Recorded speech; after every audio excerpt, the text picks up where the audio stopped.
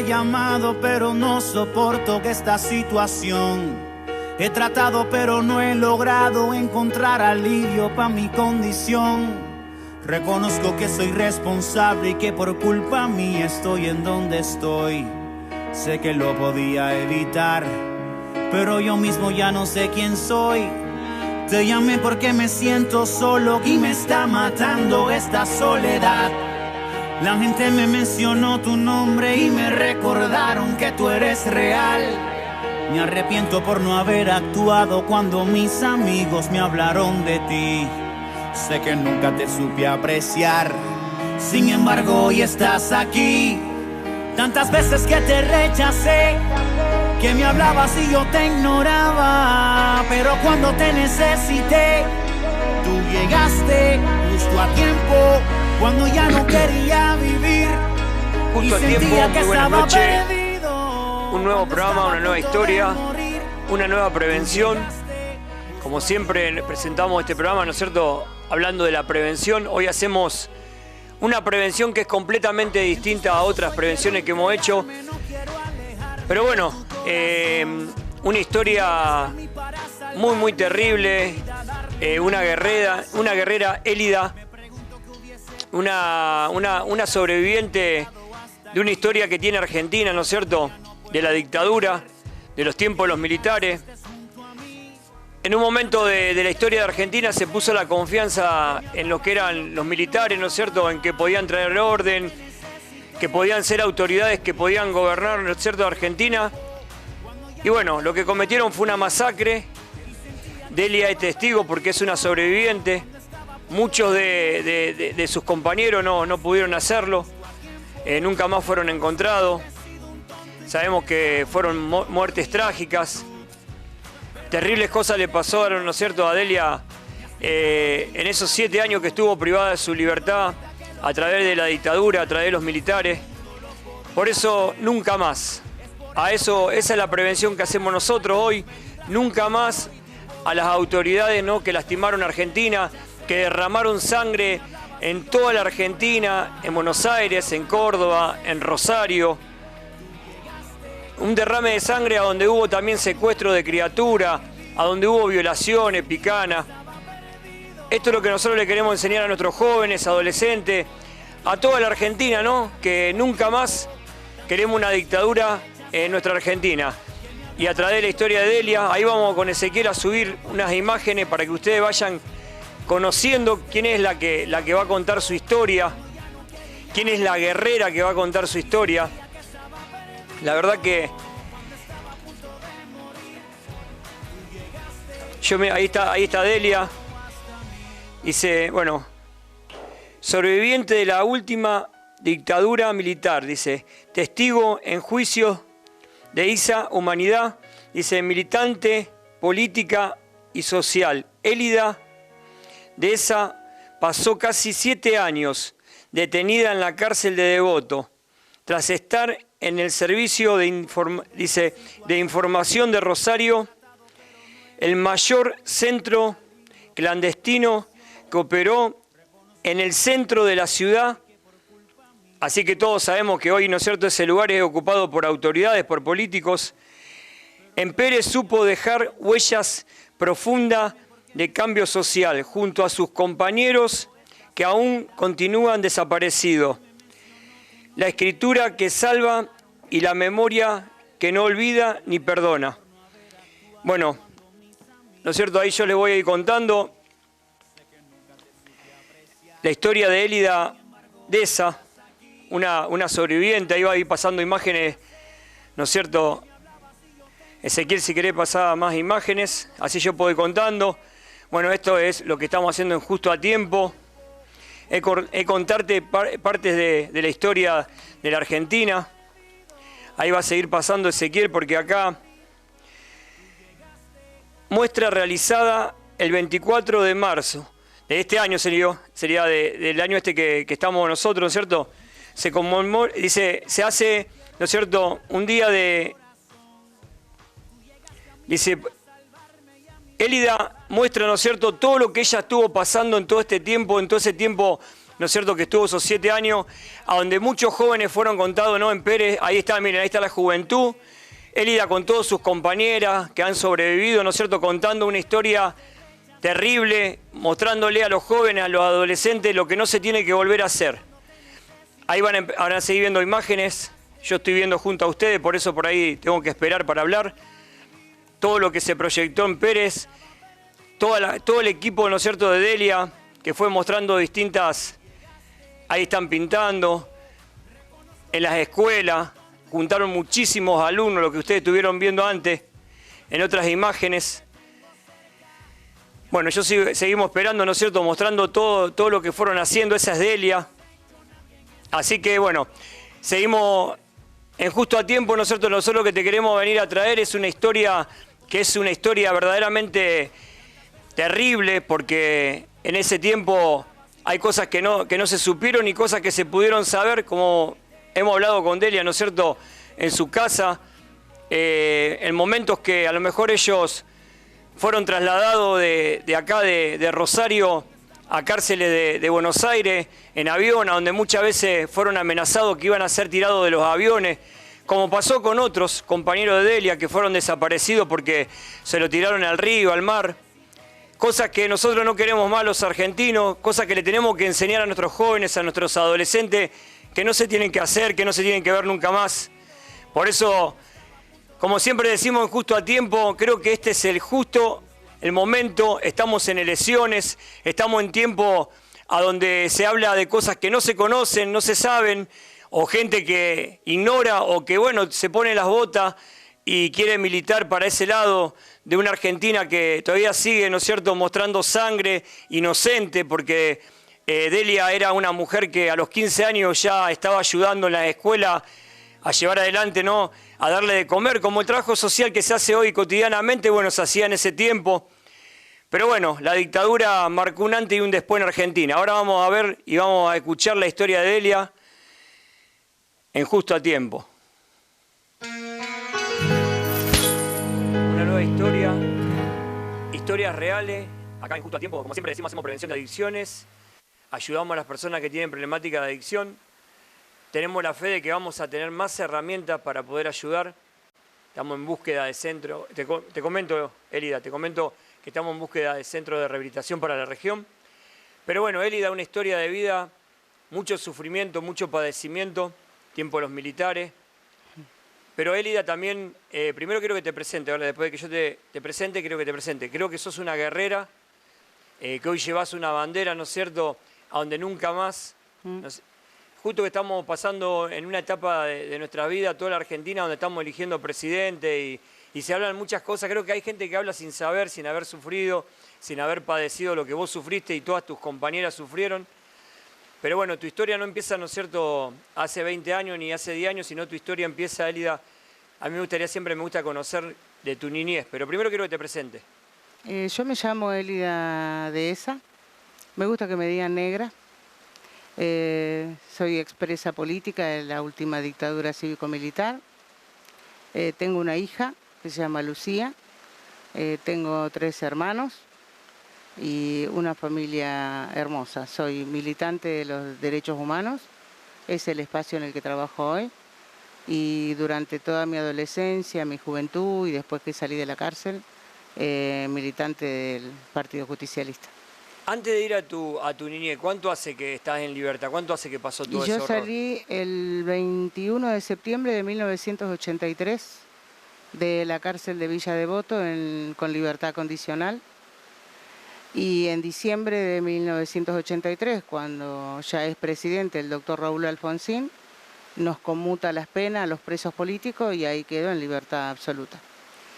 Élida, antes de llegar a todo, ¿no es cierto?, la parte donde tuviste, yo le digo el horror, ¿no es cierto?, después de haber estado privado de mi libertad, no comparo con lo tuyo porque siempre me gusta aclarar que lo mío fue por haber transgredido la ley y lo tuyo no fue por haber transgredido la ley, lo tuyo fue por cizaña, ¿no es cierto?, por maldad, por poder. Me gusta empezar, bueno, te voy a decir negra. Sí, gracias. Para que no me rete después del programa. Gracias. Bueno, ¿cómo fue tu infancia? ¿A dónde naciste? que cuente de tu origen. ¿No es cierto? Yo sé que tenés unas hermanas hermosas. Yo nací en La Gallareta, acá en el norte de la provincia de Santa Fe. Mi papá trabajaba en la Forestal, que fue la firma inglesa que se vino a robar todo el quebracho argentino. Él trabajó ahí. Cuando nacimos nosotros, no sabría decirte por qué, porque nuestros padres no hablaban mucho, pero emigró y vinimos a la ciudad de Pérez. Pérez era el casco viejo de la ciudad, que está muy pegadito a Rosario, y después tenía la periferia. La periferia eran 3 barrios muy numerosos. Uno era el barrio Terraplén, el otro era el barrio Cabín 9, que empezaba a formarse, y Villa América, que fue el primer asentamiento en Pérez. Nosotros fuimos a vivir a Villa América, que está caminando, hay que cruzar una cancha de golf para llegar a lo que nosotros le llamábamos el pueblo. Mi papá era obrero metalúrgico. La Argentina venía de muchísimas dictaduras. Después de la caída de Perón, del golpe de Estado en el 55, fueron dictaduras tras dictadura, y a pesar de que él era un obrero calificado y trabajaba en una empresa importante, bueno, éramos muchos hijos y éramos demasiado pobres. Y yo... Me que te interrumpa. Vos me dijiste que algo que a mí me llegó al corazón, que dijiste, éramos pobres pero éramos felices, y no me di cuenta que éramos pobres. No.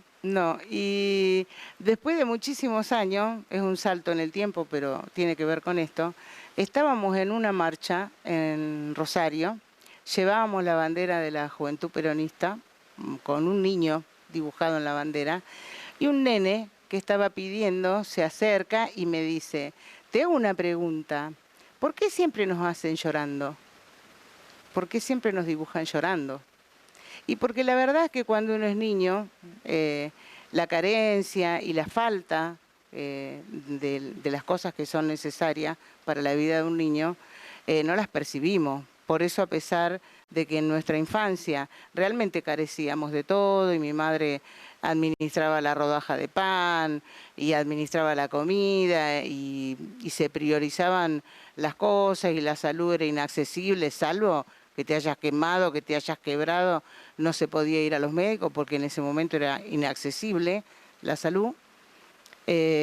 Nosotros no percibíamos eso, éramos felices jugando en el campito.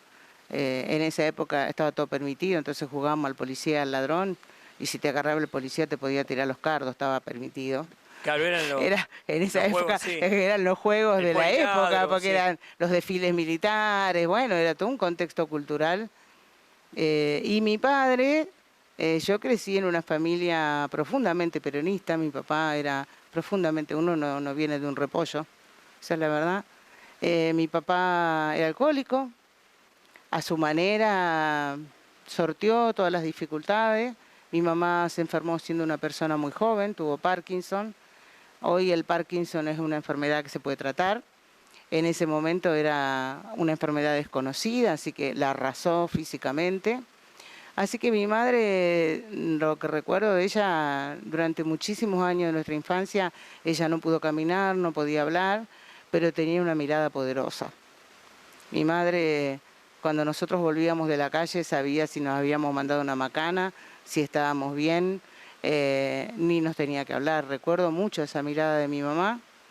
Y mi padre resolvió como pudo la crianza de 3 hijas mujeres y un hijo varón, y a su manera, como pudo, nos cuidó, y creo que de ese ejemplo de mi padre, más que nada, donde había valores muy determinantes, no se roba, no se mata, no se miente, eran cosas muy básicas en mi papá, pero imperdonables si las transgredías. Se resolvía a los palazos. Claro. En ese tiempo aprendías o aprendías. Así que yo crecí en un hogar con mis hermanas, mi hermana más chica, que es Liliana, fuimos la más compinche porque por edad nos vinculamos más, y mi hermana Rosalía, que fue la encargada, por ser la más grande, digo 14 años, 13 años, de asistir a mi mamá, que estaba muy enferma, ¿no? Y mi hermano, que era el varón, empezó a trabajar muy jovencito, a los 14 años, porque bueno, todo en la casa era necesario, porque la plata no alcanzaba. Todos colaboraban. Era así, era eso, y se lavaba la ropa y teníamos responsabilidades, ¿no? Pero yo recuerdo una infancia muy feliz. Eso, ahí quería ese punto. Vos dijiste, ¿no es cierto? Porque hoy va a haber mucha familia, muchos adolescentes que Que bueno, que hoy diríamos, hay un dicho que dice que por la plata baila el mono y muchas veces lamentablemente todas las guerras que sabemos que hay ahora por el petróleo, ¿no? Que hay muchos países incluidos, ¿no? Atacando a otros países, por territorios que, ¿no es cierto?, que también tienen petróleo. Todas las guerras vienen, ¿no es cierto?, como las guerras que también vienen en familia, por la herencia. Todo tiene que ver con la plata, todo tiene que ver con el poder. Y vos hoy dijiste una frase que va a quedar sellada en mi corazón. Éramos pobres, pero éramos felices y no me di cuenta hasta que era grande que éramos pobres, ¿no? Eso quiere decir mucho, que no hace falta ser millonario, hablo en bienes económicos, para poder ser feliz, que se puede compartir también, ¿no es cierto? Hay mucha gente que tiene mucho y puede compartir. A mí me gusta decir que al dador alegre Dios lo bendice, ¿no? El que comparte, vos por ejemplo hoy estás compartiendo de tu vida, estás compartiendo de tu historia, de tu testimonio, un tiempo que te viniste, no solamente viniste de Zavalla hasta este lugar para poder contarnos tu historia. Yo nunca le pongo historia, Nera, nunca le pongo techo a las historias, porque sé que llegan a la familia, ¿me entendés? Ahí, pum, ahí llegan, no sé, a 32 localidades, pero después va a YouTube y no sé hasta dónde llegará. Y tu historia tiene un principio, diríamos, feliz, que bueno, escuela, todas esas cosas, pudiste estudiar, tus hermanas La pudieron escuela estudiar, primaria, la obligación era la escuela primaria. En un tiempo también donde la escuela básica, la escuela primaria era imprescindible. Saber leer y escribir era el ABC para que el patrón no te estafe, para saber lo que te están pagando, para poder hacer las cuentas y que no te quiten plata. El saber tenía que ver, la escuela tenía que ver con eso. No era un saber apreciado como lo tenemos hoy, que sabemos que la educación es básica en la vida de todos los seres humanos y que todos tenemos derecho a educarnos toda la vida si queremos, ¿no? Pero en ese momento era la educación primaria y después de la primaria, en general, los pobres del sistema íbamos a trabajar. La secundaria era el acceso de la clase media, que en la ciudad de Pérez en ese momento eran los trabajadores ferroviarios, que tenían un trabajo estable, que tenían su casa, porque la había hecho en el primer gobierno de Perón, así se funda de alguna manera todo lo que fue el ferrocarril en Pérez. Y entonces era de acceso a ese sector social. Nosotros terminamos la escuela primaria y bueno, no estudiás, se trabaja, no, era inadmisible que vos no trabajaras. Así que yo me dediqué a cuidar niños, era muy chica y el trabajo infantil estaba permitido. Yo tenía 9 años y le cuidaba una bebé a una docente, o sea, pero yo tenía 9 años, y bueno, y esa plata se colaboraba en la casa, digamos, a nadie se le ocurría esta plata es mía, porque era parte de lo colectivo, del hacer familiar, digamos, ¿no? No es que alguien administraba sus ingresos y hacía su vida. Y esa fue mi adolescencia hasta que yo tendría 15 años, cuando fue un maestro, Raúl García era un maestro, dirigente de la Juventud Peronista también. Él era alfabetizador, se había ido a vivir al barrio Terraplén en Pérez. El barrio Terraplén en ese momento tenía muchos peones golondrinas, la gente iba mucho al norte, a las cosechas, y se quedaban las esposas, las mujeres con los hijos. Así que Raúl se radicó en el barrio y pensó en una escuela para alfabetizar a los chicos y a los adultos. Y un día salió a recorrer el pueblo para hacer la merienda, salió a pedir yerba y azúcar, golpeó las manos en mi casa, salí yo, él contó lo que estaba haciendo, me invitó 15 años. A participar de esa merienda, si yo quería, estaba invitando también. Yo fui a escondidas de mi papá, fui a ayudar en esa merienda con los niños y mi vida cambió para siempre.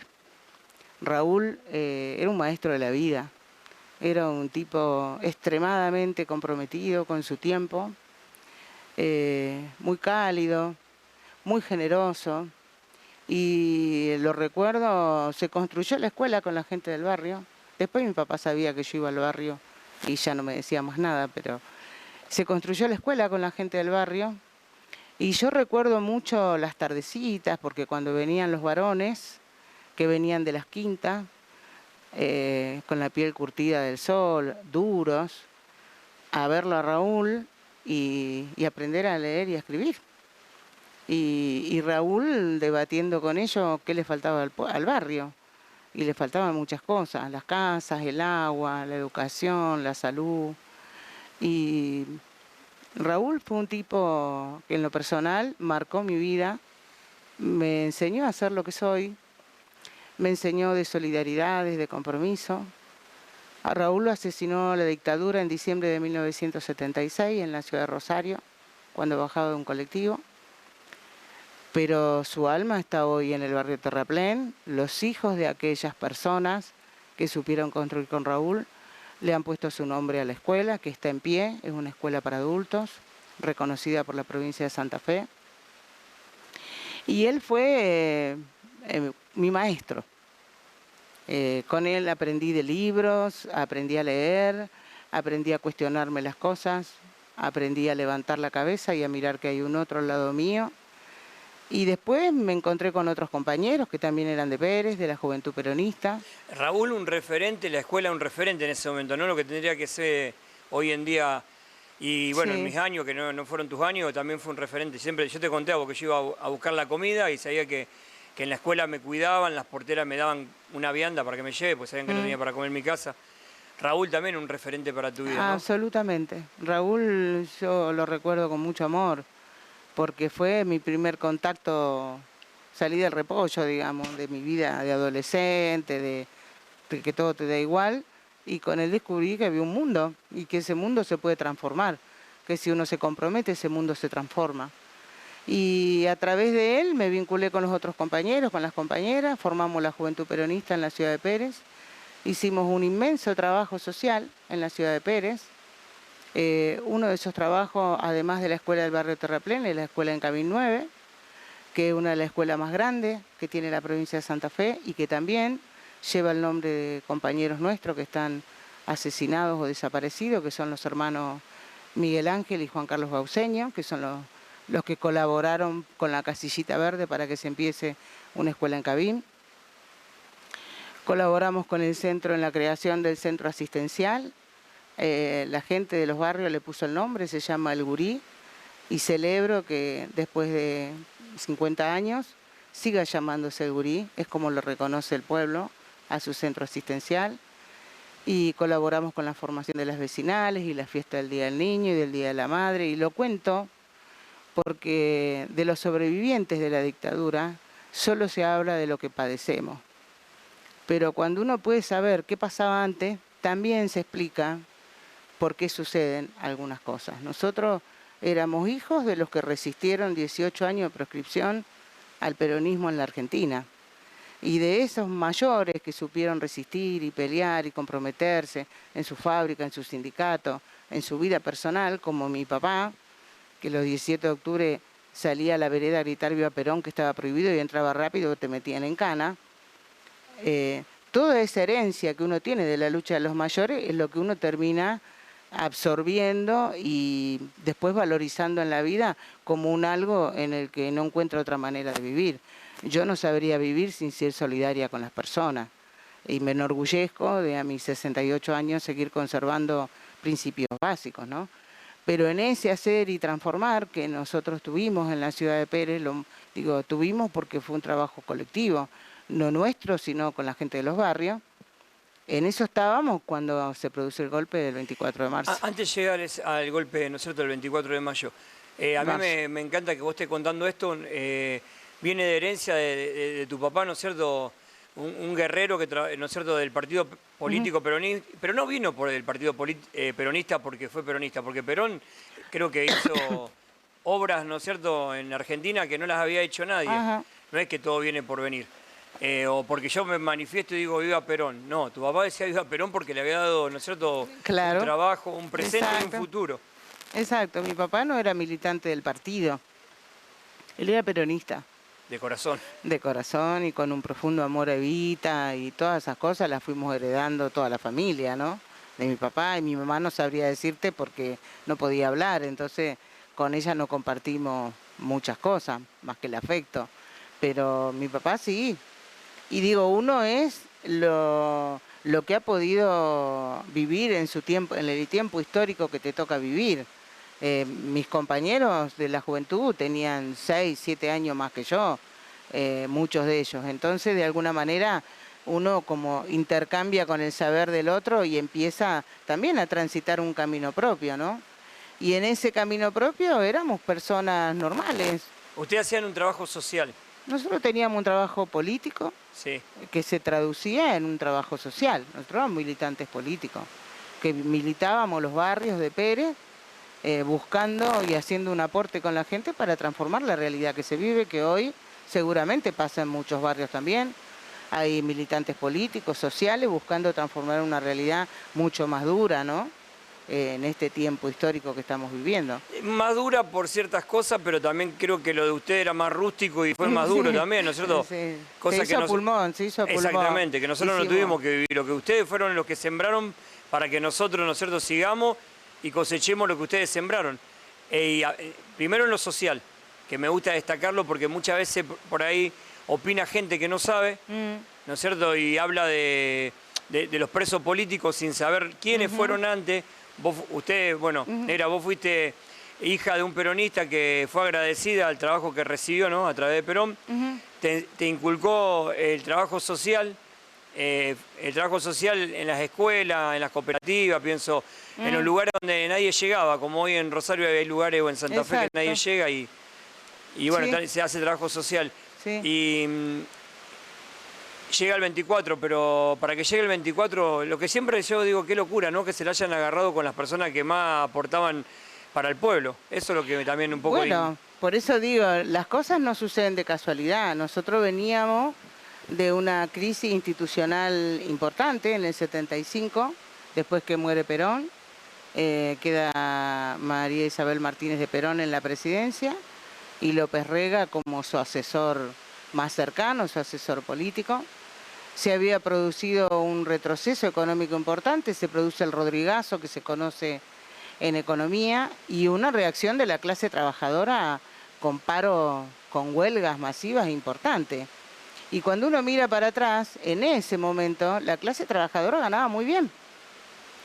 Hacia que el recorte que proponía el gobierno tampoco era una rebaja salarial que te provocara una crisis, pero era tan grande la conciencia social que tenía la clase trabajadora en ese tiempo de la historia argentina, que no permitía que nadie avasalle y pase por sobre sus derechos. Su salario era su salario. Y esa percepción de una clase trabajadora dispuesta a no permitir que alguien te quite los derechos, es lo que provocó de alguna manera que se aliaran empresarios argentinos y sectores de la economía dura de Argentina con algunos sectores golpistas de los militares y se produce el golpe de Estado el 24 de marzo de 1976. Por eso, Videla, que era representante del ejército, es quien asume la conducción del golpe, pero Martínez de Hoz, que era presidente de Acindar, el que es el ministro de Economía, digamos. Por eso nosotros hablamos de un gobierno cívico-militar. En un país que venía de muchísimos años de dictadura y donde lo cultural era los militares ponían orden y después se iban. Y la verdad es que nadie pensó que la dictadura del 24 de marzo iba a ser recordada por el horror y la tragedia y porque nunca jamás antes de eso los argentinos hemos vivido un espanto semejante. Ni nosotros que éramos militantes políticos advertimos que venían por cosas espantosas. Nosotros nos imaginábamos la cárcel como consecuencia de nuestra actividad política, porque el golpe de Estado cercenaba todas las libertades, prohibió todas las actividades políticas, prohibió los partidos políticos, cerró el Parlamento. O sea, era un cuartel general toda la República Argentina. Pero yo nunca me imaginé que íbamos a tener compañeros desaparecidos. Sembraron el horror. No me lo imaginé nunca. Hicieron una masacre. No me imaginé que se iban a robar a los hijos de las compañeras. No me lo imaginé nunca. Y el horror ahí adentro. A mí me secuestra el ejército, pero... ¿Qué día fue el que te secuestró? ¿Cómo fue que Los primeros días de enero del 77 me secuestra el ejército en la pensión donde yo vivía. Me llevan al comando, pero el comando estaba lleno de gente, para que tengas una idea. Todo en Rosario. Todo Rosario. Entonces me llevan a la jefatura de policía. La jefatura de policía está centro de la ciudad de Rosario en ese momento. lo que sería el servicio de información o la brigada, como le llamarán hoy, no sé. Ahí en ese lugar operó un centro clandestino que fue el más grande de la provincia de Santa Fe, claro, lo que era la antigua jefatura, ahora la delegación de gobierno. Claro. En ese momento era la jefatura, que siguió funcionando como jefatura, mientras en un rincón de la jefatura había un centro clandestino, donde se torturó, se mató, se desaparecieron personas. Hubo una parte que vos me contaste en tu casa que la gente iba a pagar los, no sé cómo era, iba a pagar los impuestos y a vos iba a hacer los trámites a la jefatura, la cédula de identidad, pasaban. Yo de hecho recuerdo cuando me bajan del camión en la brigada ya vendada y con las manos atadas, yo sentía un murmullo de gente y me llamaba la atención porque no sabía dónde estaba, la verdad. Y después supe que era la jefatura, ese murmullo que yo escuchaba era gente que iba y venía, que no le llamaba la atención una persona con una venda puesta y las manos atadas y a los golpes y las patadas de la patota, ¿no? O sea, la gente hacía su vida, ese era el contraste, fue muy notorio eso en la ciudad de Rosario. En Rosario y en Argentina entero me parece que fue muy notorio. Sí, en otros lugares los centros clandestinos fueron más clandestinos, ¿viste? Operó ahí. Más oculto, diríamos. Claro, y sí. Y ahí pasamos más o menos 2.000 entre mujeres y varones, 2.000 personas. Una de esas compañeras que estuvo ahí conmigo fue Alicia Tierra. Alicia Tierra era militante de la ciudad de Pérez también. Me la encuentro ahí cuando a mí me llevan al servicio de informaciones. Mientras espero que me vengan a buscar para torturarme, hay una persona al lado mío y me dice: soy Alicia, negra, soy Alicia. Estaba embarazada. Alicia la sacaron con vida del servicio de información el 15 de enero de 1977. La asesinaron y la enterraron en una tumba NN en el cementerio La Piedad, que en el 2013 el equipo de antropología forense hace un relevamiento de esos huesos. Hay 160 cuerpos en una tumba, entre ellos Alicia. Y en el 2013 le devuelven a la mamá de Alicia, que ya tenía 96 años, en una urna así, los restos de su hija. Pero esa mamá, la mamá de Alicia, que lloró mucho y le habló mucho a esa cajita, la tuvo en un cementerio. Y de hecho lo hago yo cuando voy al cementerio, la busco y hablo con ella porque sé dónde está. Hoy, en la Argentina de hoy, ahora mientras vos y yo hablamos, hay madres que no saben dónde enterraron los cuerpos de sus hijos, que están desaparecidos, que nunca supieron dónde están. Hay abuelas que están buscando a los nietos, porque cuando sus hijas estaban secuestradas, atadas a una camilla y nacieron sus hijos, se los robaron y les cambiaron la identidad. Y ese trabajo de abuelas y de madres es la expresión más acabada del horror que hemos vivido los argentinos durante los años de la dictadura cívico-militar. Y a eso hay que agregarle que las mujeres tuvimos un castigo aparte, nos violaron porque habíamos desobedecido el mandato de quedarnos en la casa, a tener marido e hijos y no andar callejeando, como nos decían en ese momento. Parte de la tortura fue violación para las mujeres, ¿no es cierto? Me imagino que a lo mejor sabrán, porque viste, eran tan degenerados y tan desalmados que han violado hombres también, no le importaba nada. Sí. Criatura, no sé, bueno, han hecho cualquier cosa. Sí. Pero cuando vos me dijiste, me agarraron para llevarme a torturar, quiero que hoy sepan todos los adolescentes, los jóvenes y los opinólogos que opinan sin haber sufrido y haber padecido lo que ustedes tuvieron que sufrir, ¿qué era una tortura? O que eran distintas torturas, ¿no? Y la tortura era la picana eléctrica. Son descargas eléctricas en el cuerpo, como meter los dedos en un enchufo y que no los pueda sacar. Si la gente lo quiere ejemplificar. En todos los lugares donde más dolor podés sentir. En el caso de las mujeres, en la vagina, porque es una zona húmeda. En la boca, porque hay humedad. En los ojos. Y eso es durante horas y horas, además de los golpes. A mí me echaron agua hirviendo y me decían que era ácido. Y yo creí que era ácido. Creí que eso que me quemaba era ácido, que me estaban desfigurando. Creí eso, porque como estás vendado, claro, y no sabes de dónde viene el golpe, no sabes quién te hablan. Y después nos violaron. Y durante las violaciones no había ningún interrogatorio. No es que te violaban para interrogarte y sacarte una información. Pero no existe Era tampoco. era el castigo Claro. por eso. De hecho, nos lo decían, ¿no? Por no habernos quedado en la casa y habernos vinculado con la gente y comprometernos, porque ese era nuestro trabajo.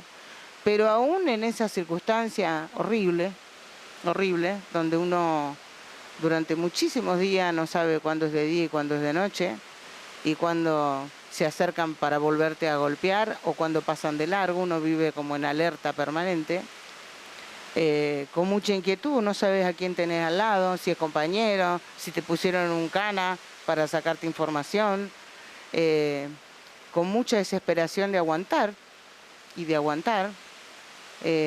Yo me aguanté muchas cosas, pero después de la violación siempre supe que ese era mi límite. Las violaciones son de una humillación tremenda.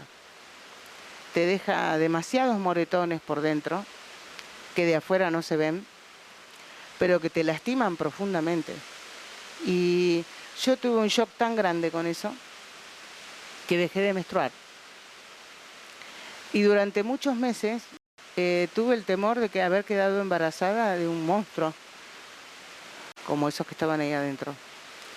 Pero no volví a menstruar nunca más hasta que casi 7 años después salí de la cárcel, porque mi cuerpo se bloqueó, de alguna manera, ¿no? Entró en una crisis. Entró en una A crisis. través de todas las raíces de amargura que recibiste. Pero en esa locura que era el servicio de informaciones y éramos muchos, todos tirados en el piso, siguió funcionando la solidaridad entre nosotros. Y esto de tocarse la mano escondida y decirte aguantá, aguantá, aguantá que vamos a salir, y si yo no salgo, buscá a mi mamá, a mi hijo, decirle. Se daban información entre ustedes. Porque nadie sabía quién salía con vida y quién no de ahí adentro. ¿Hubo momentos que se pudieron ver la cara? Así entre ustedes. No, al final. Ya cuando decidían que a vos no te iban a matar o no te trasladaban a otro lado, nos bajaban a un sótano donde nos bañábamos delante de los guardias, íbamos al baño delante de los guardias. Seguía la violación, sí. el acoso. Y ahí sí podíamos espiar, levantarnos la venda y espiar. No nos dejaban verlo, pero cuando ellos salían, nosotros nos vinculábamos de esa manera.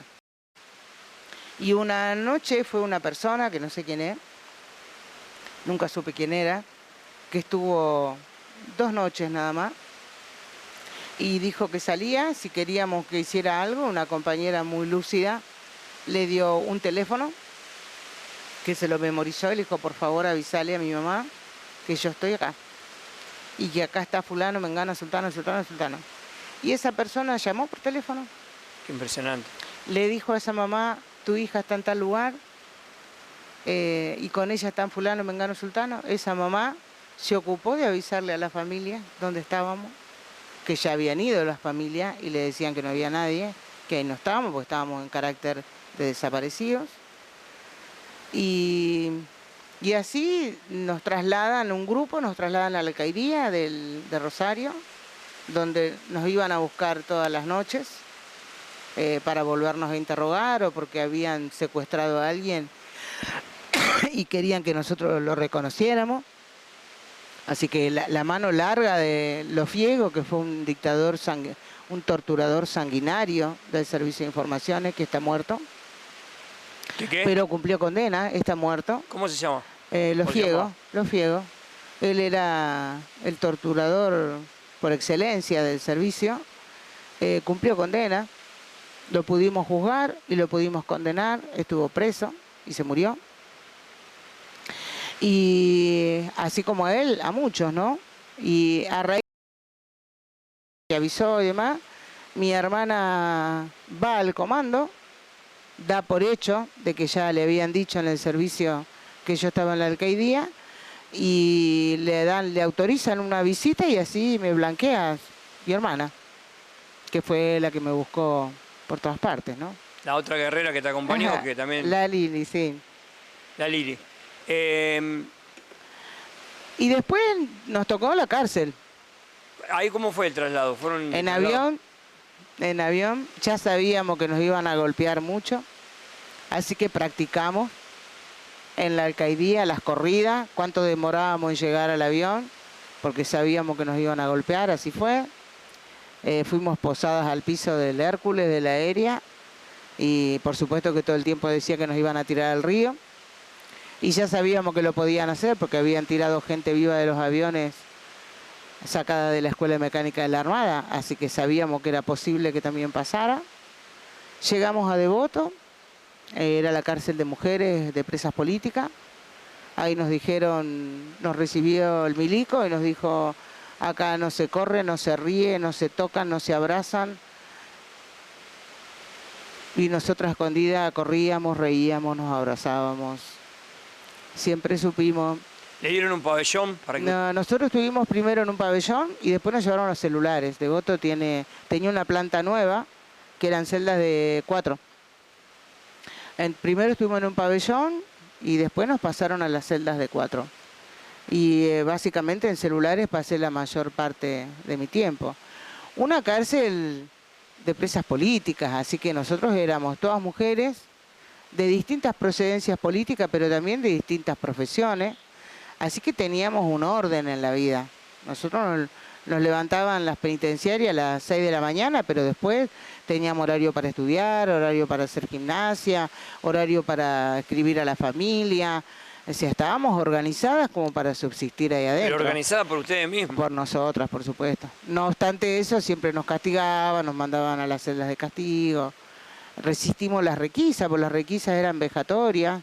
Ellos querían revisar nuestras partes íntimas y nosotros nos negamos a eso siempre. Eso nos valía en las celdas de castigo, así que muchas veces la familia iba y no la dejaban pasar. O la familia te dejaba cosas y se las robaban. Con la comida hacían lo mismo, pero bueno, así estuvimos. ¿Ahí en Devoto fue bancándonos. parecido a lo que pasó en Alcaidía o no? Por ejemplo, con las torturas, con las violaciones. Nosotras tuvimos 2 compañeras que les dieron la libertad y nunca llegaron a ninguna parte. Las desaparecieron en el camino. Pero tuvimos una cárcel, por decirlo de alguna manera, tranquila. Los varones no, los varones tuvieron cárceles de golpes permanentes, ¿no? Y el norte del país fueron de fusilamientos y durísimas, cárceles muy duras. De hecho hay un monumento camino al Chaco por lo que fue la masacre de Margarita Belén. En la cárcel del Chaco los mataron a casi muchísimos compañeros, pero nosotros en Devoto éramos la vidriera. Nosotros fuimos de alguna manera la vidriera donde la ONG, Amnistía Internacional, Cruz Roja Internacional, de alguna manera esa era la cárcel que se miraba, digamos, ¿no? Entonces, salvo estas 2 compañeras, después padecimos lo que era la cárcel, ¿no? Dijiste en un momento que siempre tuviste fuerza, la esperanza. Cuando llegó el momento de la violación, ahí fue algo terrible, pero siempre tuviste la fuerza y la esperanza. ¿En algún momento pensaste que no salía, que te iban a matar ahí adentro, tanto sea en la Alcaidía como en el Seiza? Yo me quise matar, con tan mala suerte que no lo conseguí. No, mejor, negra, que no te haya matado. Sí. A la distancia me río, pero en esos momentos sí, te querés morir. La muerte es la salida más fácil, porque entonces se termina el sufrimiento, el martirio, porque no solamente es que nos torturaban a nosotros, era estar ahí y escuchar que traían gente y los gritos de otras personas. Era torturante también. Es horrible. Pero la verdad es que el espíritu de supervivencia que tenemos los seres humanos es impresionante. Si yo lo mirara como una fotografía, parecería imposible que en circunstancias tan adversas, tan duras, uno sobreviva sin comida, sin agua, golpeada, torturada todo el tiempo, y sin embargo es tan fuerte el cómo uno se aferra a la vida, ¿no? Que hasta el último minuto respira. Pero nosotros, las que sobrevivimos, fue porque tuvimos siempre una mano al lado, un abrazo, una palabra contenedora, y porque confiábamos y sabíamos por qué estábamos pasando lo que pasábamos. Eso es algo muy difícil de repetirse en la historia argentina. Una generación que esté dispuesta a dar su vida por el otro. Muy difícil de repetir, pero eso fuimos nosotros. Igual creo que con el trabajo social también ustedes ya daban su vida, porque... Sí, pero dimos la vida realmente. Sí. Dimos la vida realmente. Y la dimos sabiendo que valía la pena. Que el pueblo argentino vale la pena. Que luchar vale la pena. Aunque se paguen costos altos como los pagamos nosotros. Pero resistir la dictadura era un deber. Era un deber. Y muchos vecinos de los barrios también pasaron por situaciones como las nuestras, solo por ser presidente de una vecinal, porque la dictadura no solamente se llevó a los militantes políticos, se llevó a trabajadores. Digamos, el golpe de Estado tiene, para mí, dos momentos que son determinantes de lo que fue la dictadura. Una, el primer asesinado en dictadura es el secretario general de la CETERA, Isauro Arancibia, un docente. Más de 100 balazos le dieron. Estaba en su sindicato. Y el segundo hecho que produce la dictadura es desembarcar en el cordón industrial, acá en Villa, a llevarse secuestradas las comisiones internas de la fábrica. ¿Alguien tiene duda de cuál era el objetivo del golpe cívico-militar? Era arrasar con la clase trabajadora y con todo aquel que se opusiera a la implementación de un proyecto económico que aún tiene consecuencias en la Argentina. Porque antes de los militares no había deuda externa en este país. La dictadura se va privatizando, estatizando, haciéndose cargo el Estado de la deuda de los empresarios privados. Es quien deja la deuda externa en la Argentina, pulverizó la empresa nacional, desapareció 30.000 personas, condenó al exilio a más de 20.000, secuestró, mató, torturó, violó, y así parimos esta democracia. Así la parimos. Desde ese lugar venimos.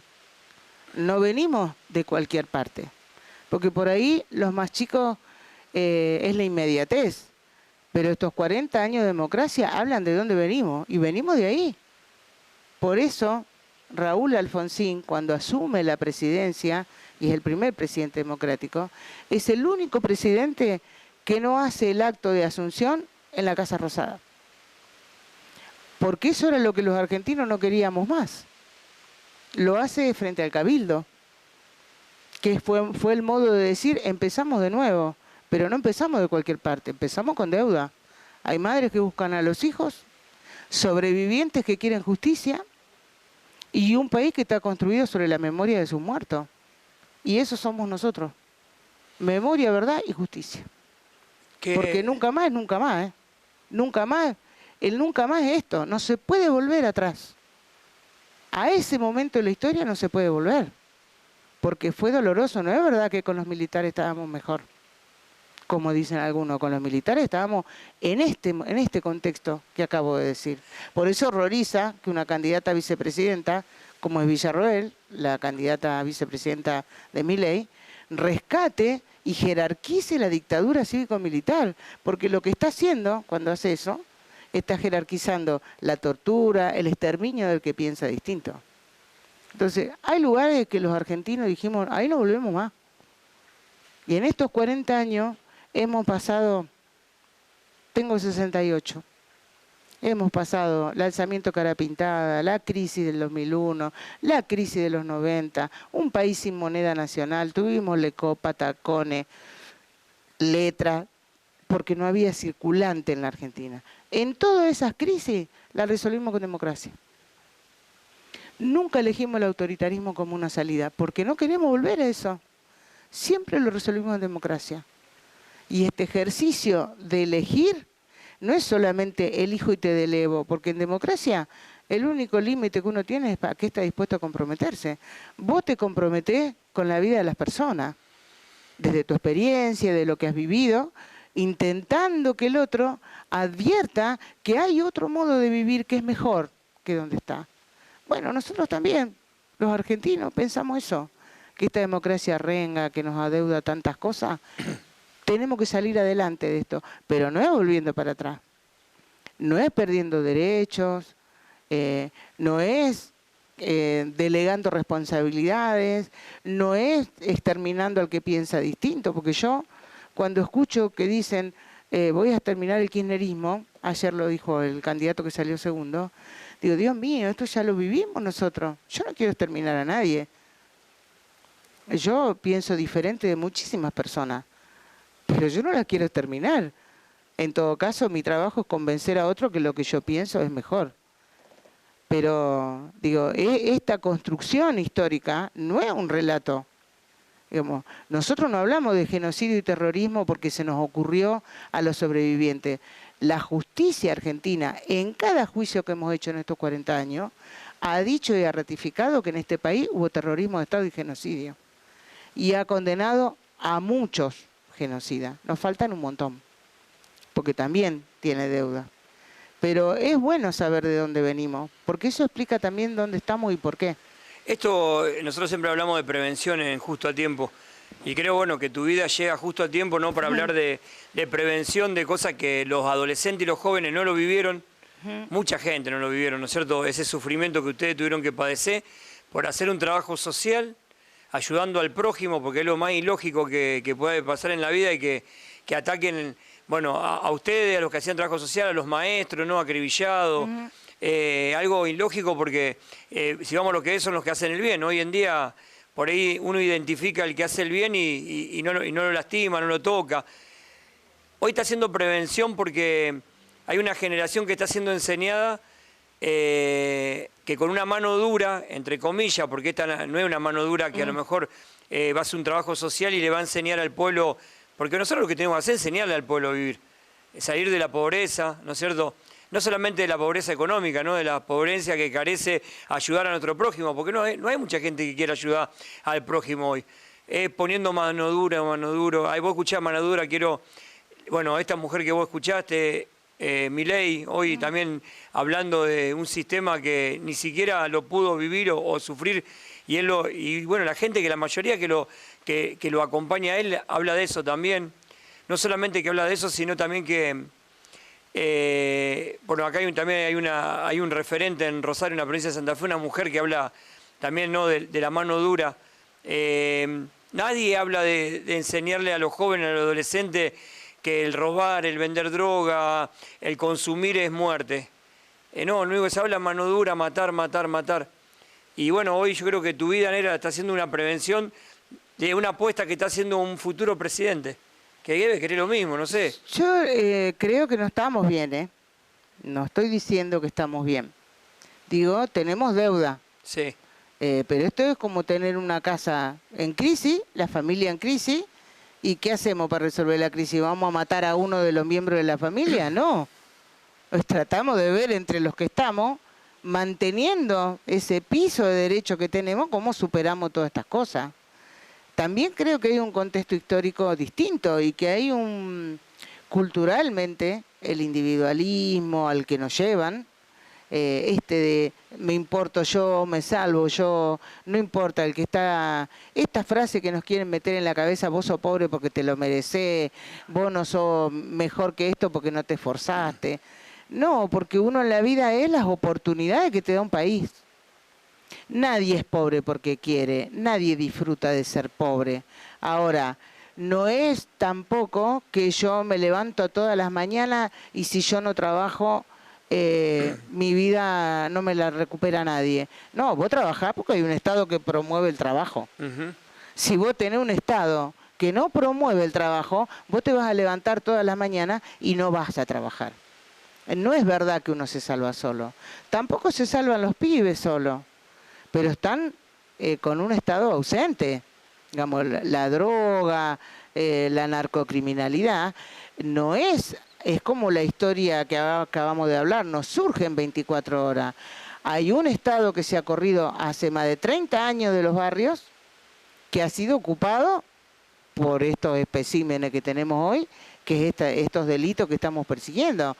Pero, digamos, no sé, yo creo profundamente en las escuelas, digamos. El alma de cualquier pibe para rescatarlo desde su niñez, y es la escuela, una escuela que no solamente tiene que dar de comer. La escuela se ha convertido en un lugar donde los docentes tienen que asistir los problemas sociales.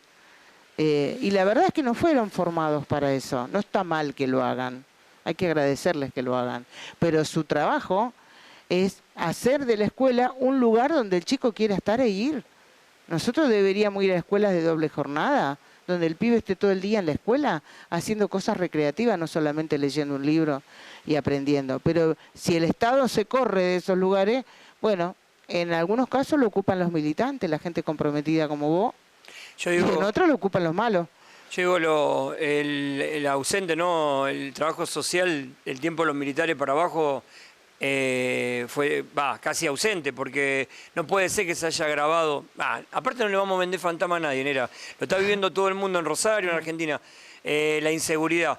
Yo muchas veces hablo, porque nosotros allá en los centros de rehabilitación tenemos adolescentes jóvenes internados que se roban un picaporte, rastrean, como se le dice en Rosario, Sí. Cualquier cosa que puedan para el consumo. Y eso es un país abandonado, ¿no es cierto? Es un área social abandonada. ¿Ustedes se sintieron abandonados en algún momento cuando estaban privados de su libertad ahí? ¿O tenían esperanza de que alguien esté luchando por ustedes del lado afuera?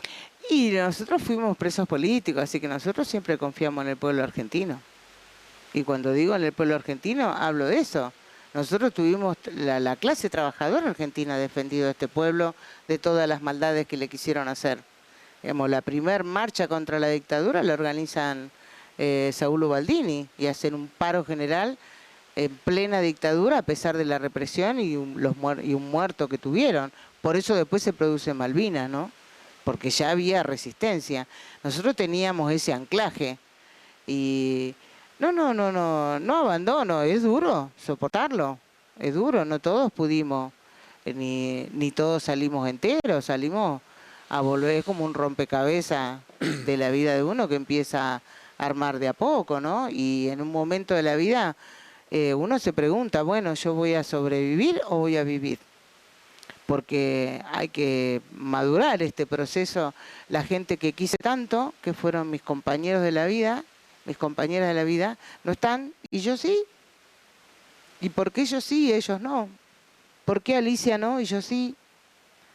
Uno se pregunta, porque como fue al azar, nadie nunca tuvo esa respuesta. Y un día decidí vivir. Y me pregunté, ¿para qué?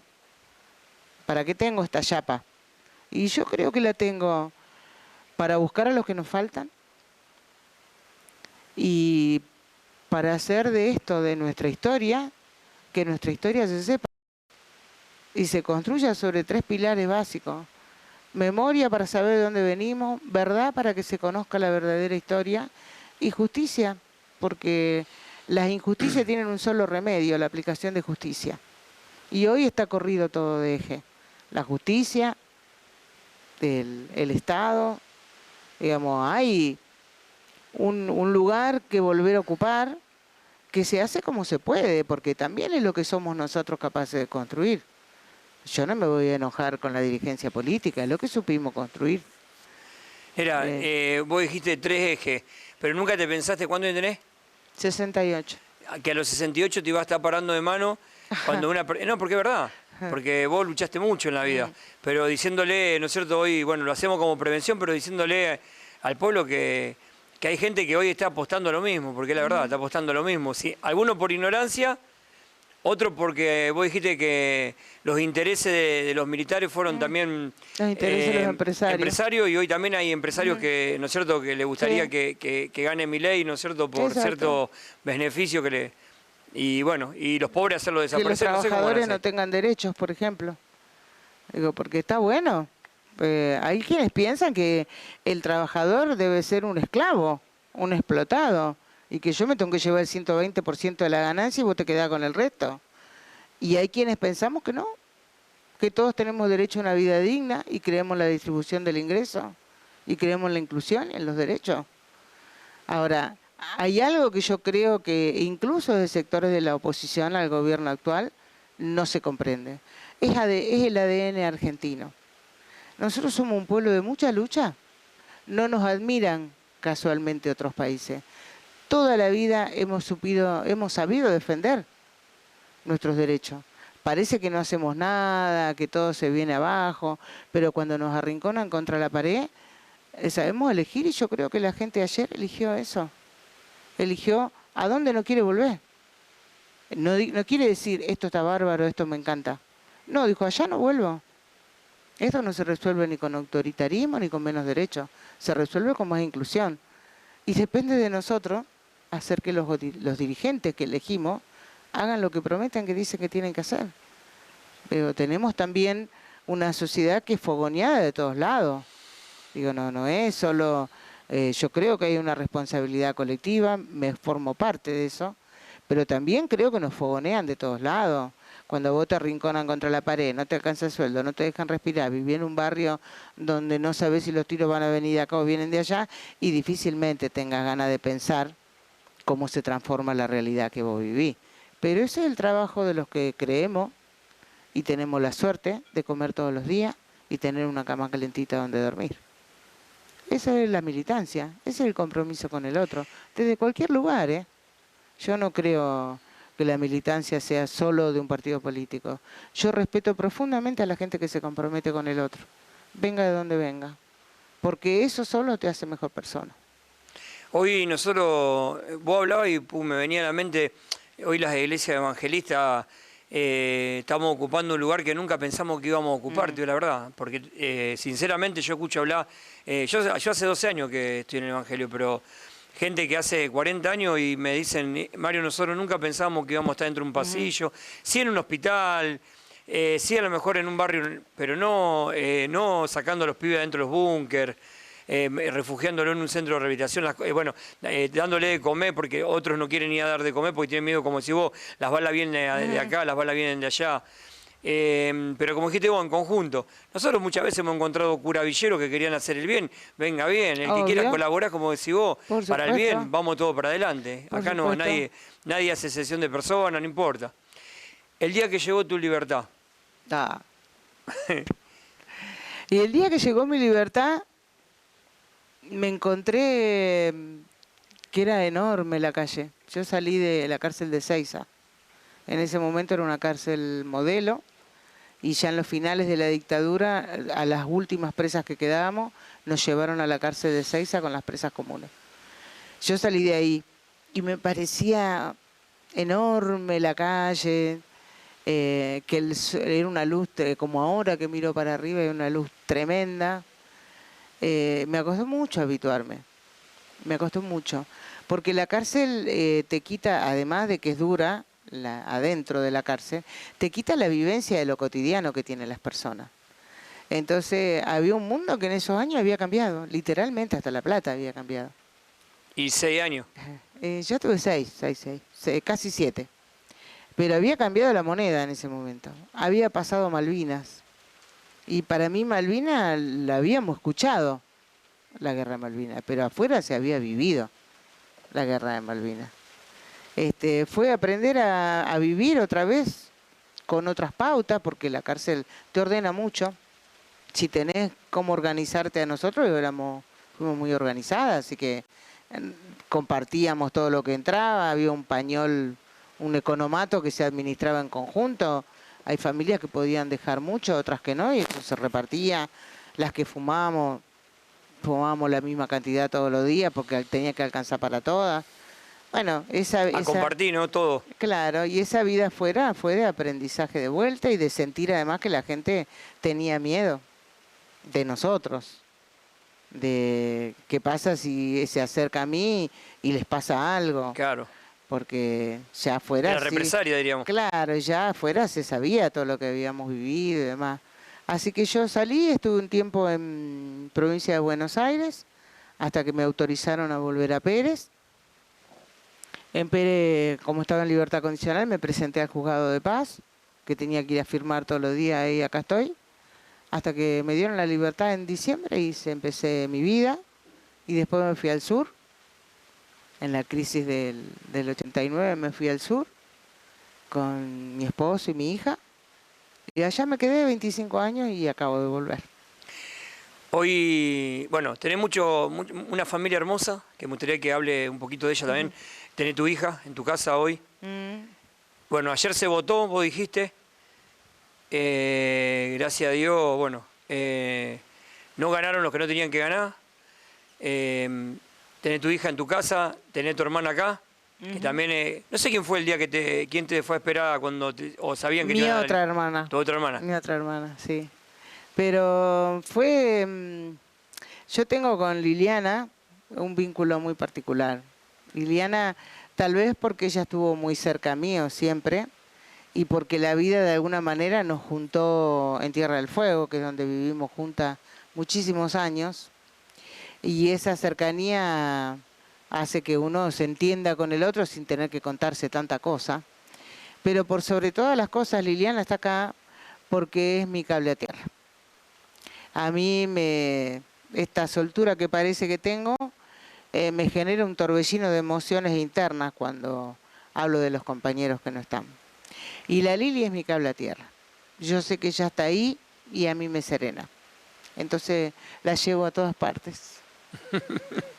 La llevo a todas partes conmigo. Me ayuda mucho. Y mi hija es la razón que justifica mi vida. Mi hija es mi razón por la que río, por la que creo. Siento que tengo el deber de dejarle un poco mejor, una sociedad mejor que la que le estamos dejando. Es mi refugio.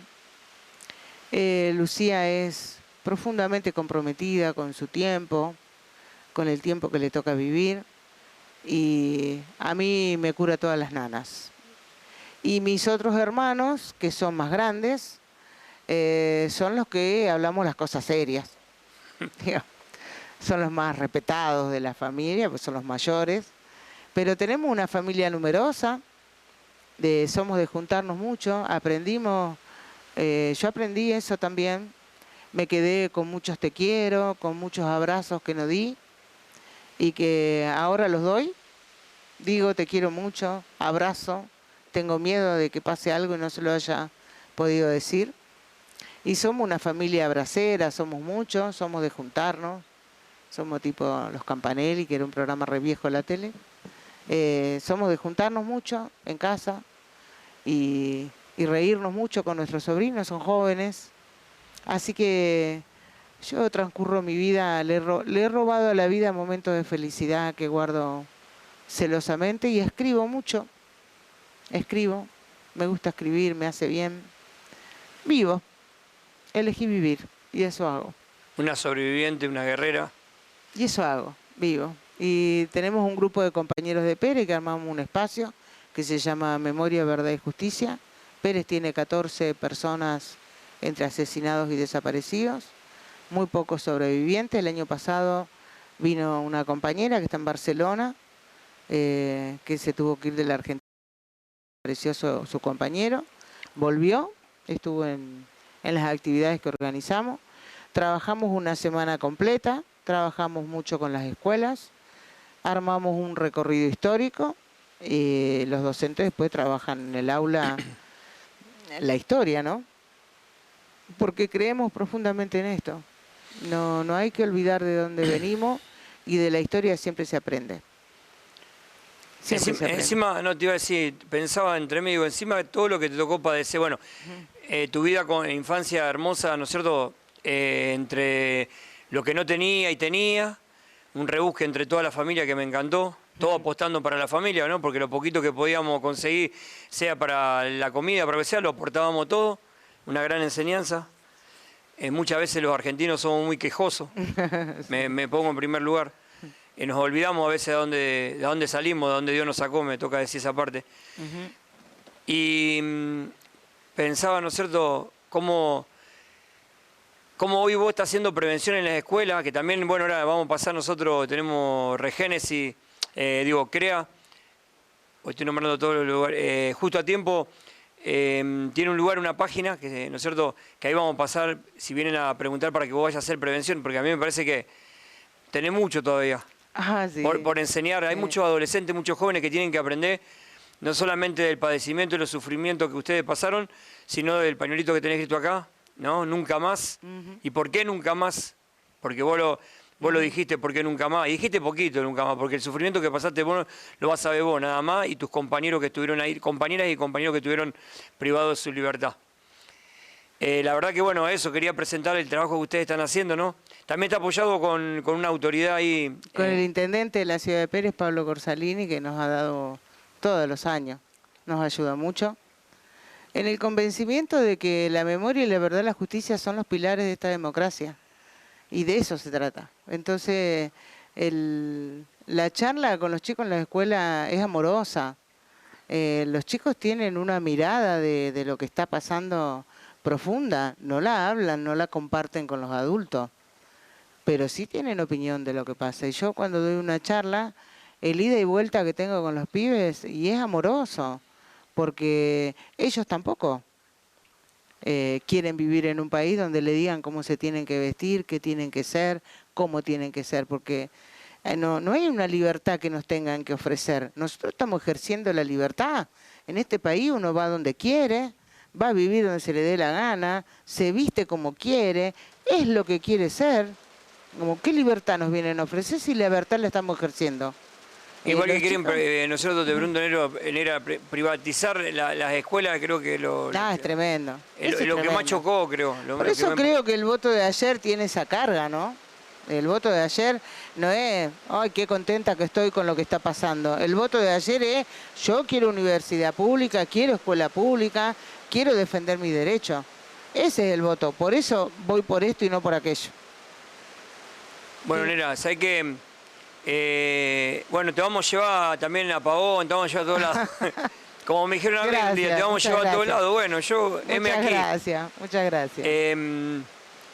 Lamentablemente que tu sufrimiento y tu padecimiento le enseñe, creo que antes de venir a Justo a Tiempo, ya has ido a otra escuela, te conocen, pero bueno, ojalá que Dios quiera, que estoy seguro que después de Justo a Tiempo también va a haber un antes y un después.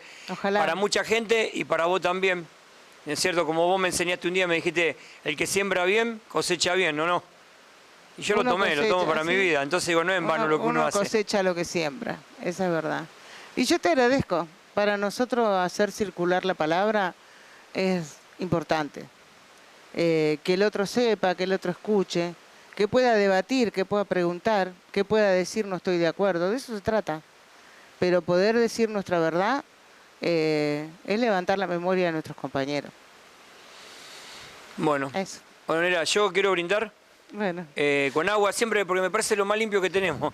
Y por tu vida quiero brindar. Muchas gracias. Y por todos tus compañeros y compañeras, los que no están para contarla, pero sí la cuentan ustedes. Que vos me dijiste, no sé, porque yo creo que vos sos una mujer con propósito y este es tu propósito. Yo brindo por los ausentes. Ahí está. Gracias.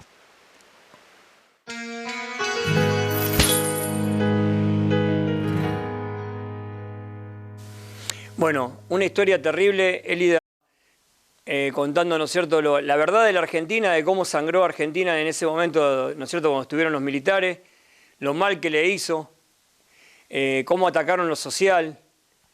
En su momento creo que ellos han vendido fantasmas y han comprado fantasmas porque mucha gente inocente, ¿no es cierto?, como Elida, como la negra, ¿no es cierto?, cariñosamente a ella le gusta que le digan la negra y todos sus compañeros. Y bueno, ella hace memoria de los que ya no están también, habla mucho, ¿no es cierto?, de sus compañeros y compañeras que desaparecieron a través de la dictadura. Hoy ojalá que esta historia llegue a tu casa, llegue, ¿no es cierto?, a cada casa, a cada familia, y que entendamos que nunca le hizo bien ni le va a hacer bien, ¿no es cierto?, a un país gobernado por autoridades como los militares, que lamentablemente, como contaba, ¿no es cierto?, la negra, hubo violaciones, que encima acusaban los militares que las violaciones eran una tortura, una cosa de loco, ¿no? Que era para que ellos puedan confesar quién eran los otros, ni siquiera se conocían, por eso digo que eran fantasmas que ellos tenían en su cabeza, abuso de poder.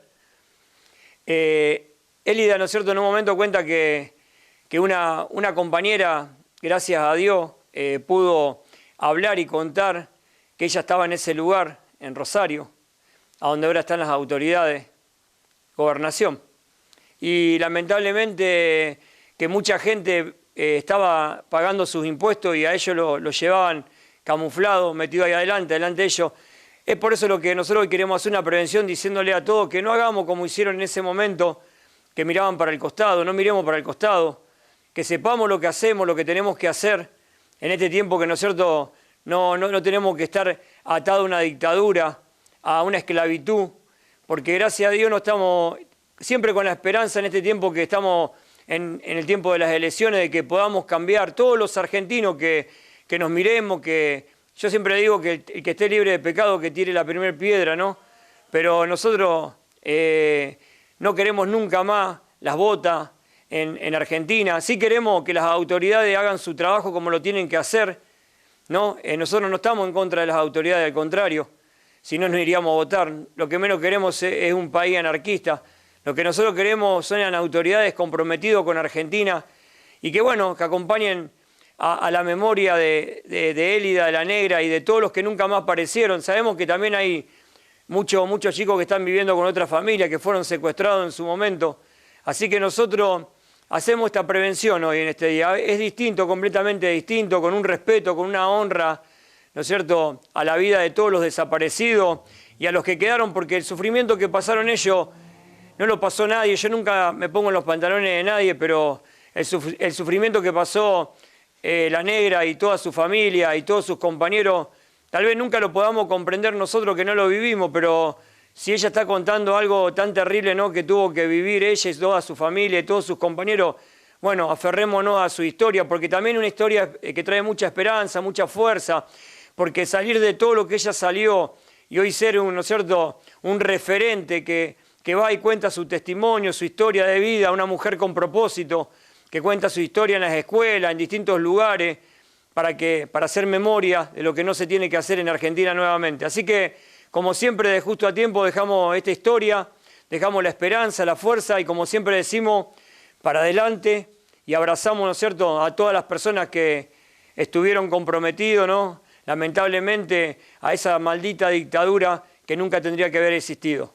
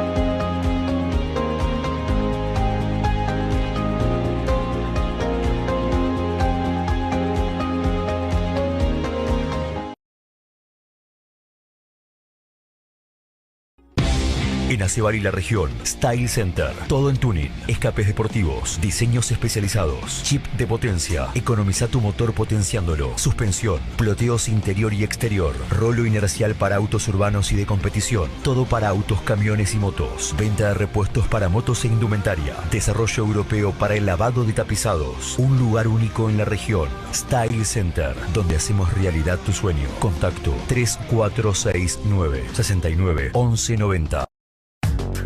Luis Fanucci, productor de seguros, brindando responsabilidad y eficiencia a todos sus asegurados, con el respaldo de empresas de primer nivel nacional. Federación Patronal Seguros es la empresa líder en situación financiera, pensando en tu salud y la de tu familia. ACA Salud, la organización médico-asistencial más importante del interior del país. Luis Fanucci, productor de seguros, cuidando y asegurando tu presente y sobre todo tu futuro. Centenario 126 Aceval, teléfono 03469 42 11 14. Paraje 4 Esquinas, sin número, Carmen del Sauce.